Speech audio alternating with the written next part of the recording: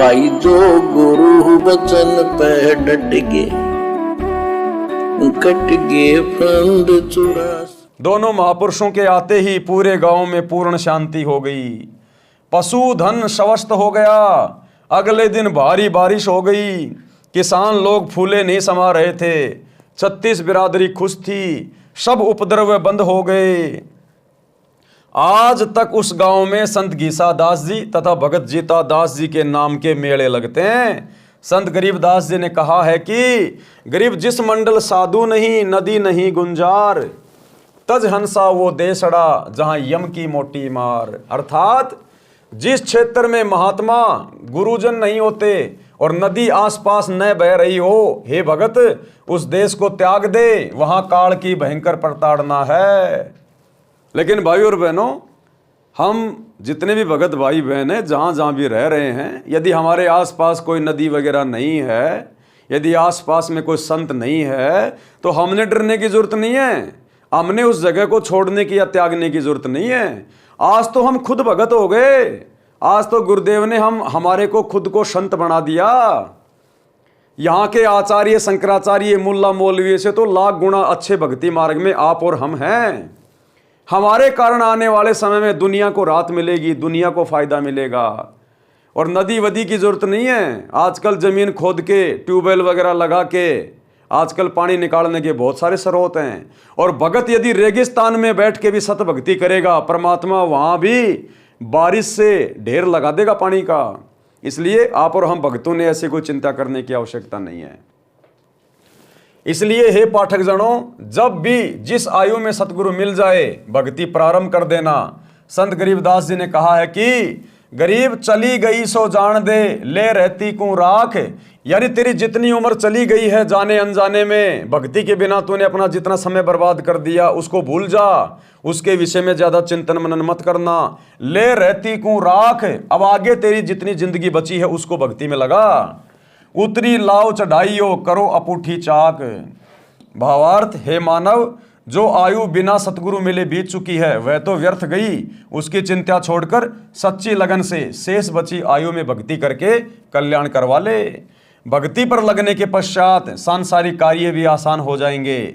जैसे कुएं से पानी निकालते समय नेजू यानी बाल्टी से बंधी रस्सी चक्कर से उतर जाती तो बाल्टी को खींचना कठिन हो जाता था। नेजू यानी रस्सी को फिर से चक्कर पर चढ़ाकर बाल्टी खींचना बहुत आसान हो जाता है।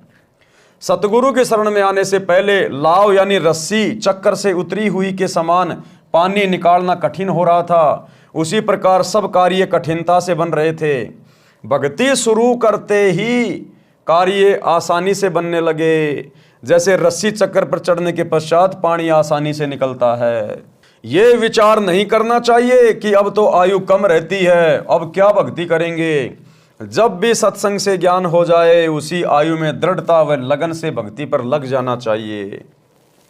भावार्थ, जो आयु चली गई उसकी चिंता छोड़कर शेष की रक्षा करो, यानी भक्ति दान सेवा में लगा दो।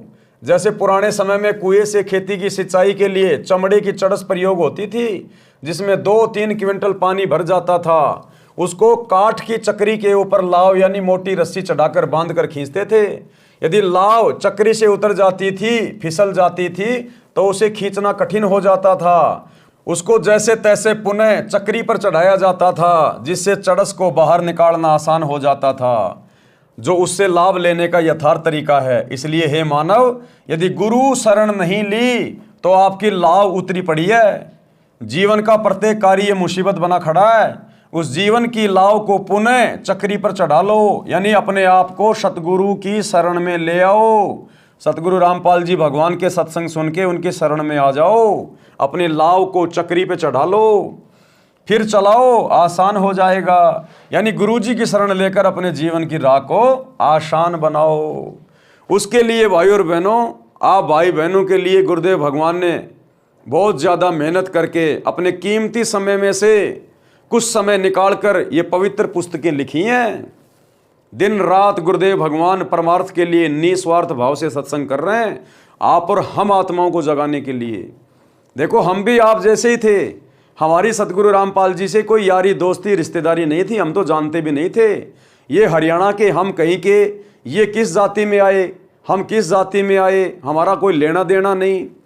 लेकिन हमने भी इनके सत्संग सुने, मोबाइल पे, टीवी पे, पुस्तकें पढ़ी, तो पता चला कि हम तो अपना जीवन बर्बाद कर रहे हैं बिना सतगुरु की सच्ची भक्ति के। और हम तुरंत ज्ञान को समझकर गुरुदेव की शरण में आ गए। तो इसी प्रकार भाई और बहनों, परमात्मा के सत्संग किसी विशेष के लिए नहीं होते हैं। परमात्मा तो सर्व मानव शरीरधारी स्त्री पुरुषों के लिए ज्ञान देते हैं। जो अधिकारी आत्मा होगी, जिसने अपने मनुष्य जीवन को सफल करना होगा, गधे कुत्ते सूअर की 84 लाख वाली योनियों में जाने से बचना होगा। और इस जन्म में यहाँ रहते सहते जब तक उसकी उम्र है, यदि उसने प्राकृतिक आपदाओं से, शारीरिक परेशानियों से या अन्य काम धंधे की मुश्किलों से बचना है, तो भाई सतगुरु की शरण अति शीघ्र ग्रहण कर लेनी चाहिए। अन्यथा आने वाला समय युग परिवर्तन का है, वैसे भी बहुत बुरी बीतने वाली है। भाई जो गुरु बचन पे डट गे, कट गे फंद 84 के, कट गे फंद 84 के, कट गे फंद 84 के।